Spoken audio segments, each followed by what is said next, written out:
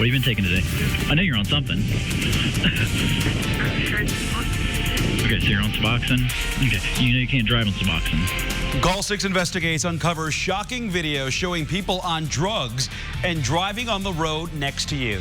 And that is where we'll begin now at 6. That eye-opening investigation from Call 6 Investigates. Our Kara Kenny has been digging into this issue for months and found one police department that's attacking drugged driving with a relatively new approach.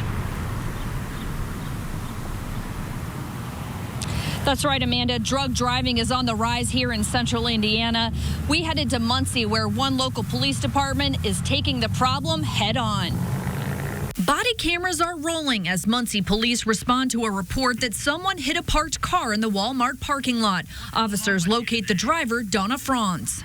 Nothing's going on with you today. So this is your normal.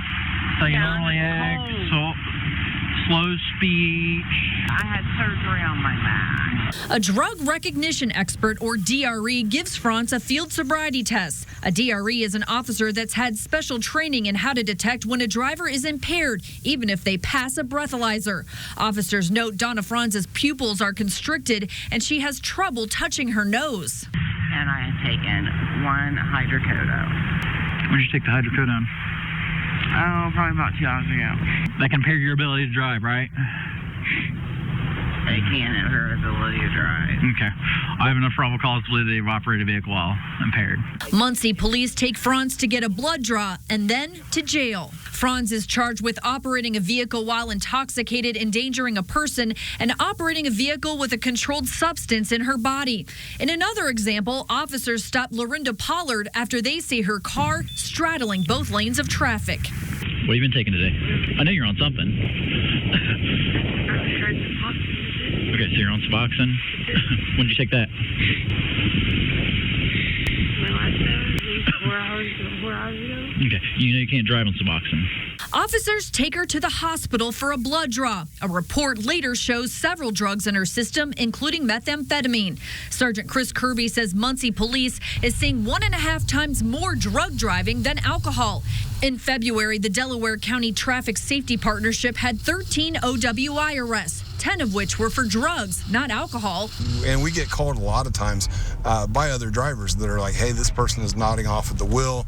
Police want you to call them if you see an impaired driver, which could look like swerving, wading through traffic light cycles, driving out of their lane, or not using headlights. Kirby says people are more likely to get a ride if they've been out drinking.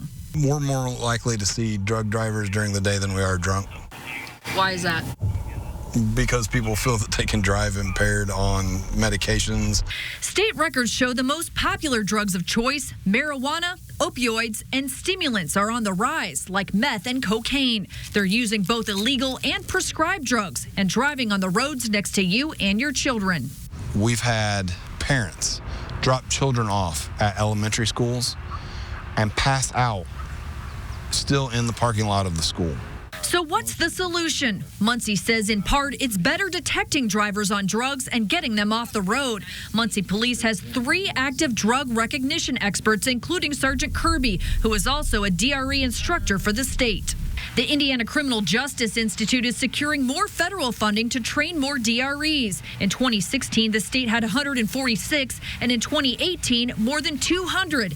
This year, an additional 50 officers are training to be experts in drug detection.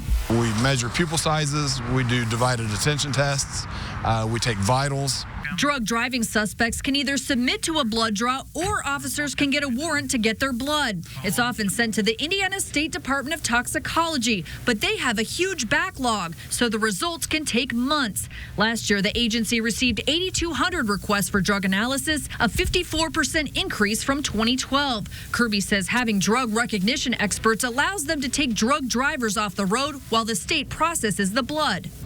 And then when the blood comes back, it's confirmed, and then the prosecutor's office goes ahead and files the charges. Kirby says in the past, impaired suspects likely got away. That fact alone is scary. Donna Franz's charges are still pending. As for Lorinda Pollard, prosecutors charged her with several crimes, including operating a vehicle on a controlled substance. She reached an agreement with prosecutors and is now accused of violating her probation. A warrant is out for her arrest.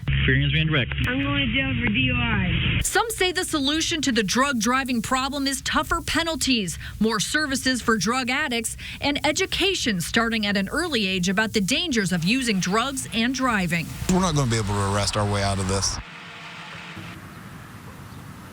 We reached out to the suspects in those body camera videos, and we're still waiting to hear back. We also spoke with a Franklin father who says he has a message for drug drivers. And see my wife taking her last breath. And that is something that will never, ever leave my mind.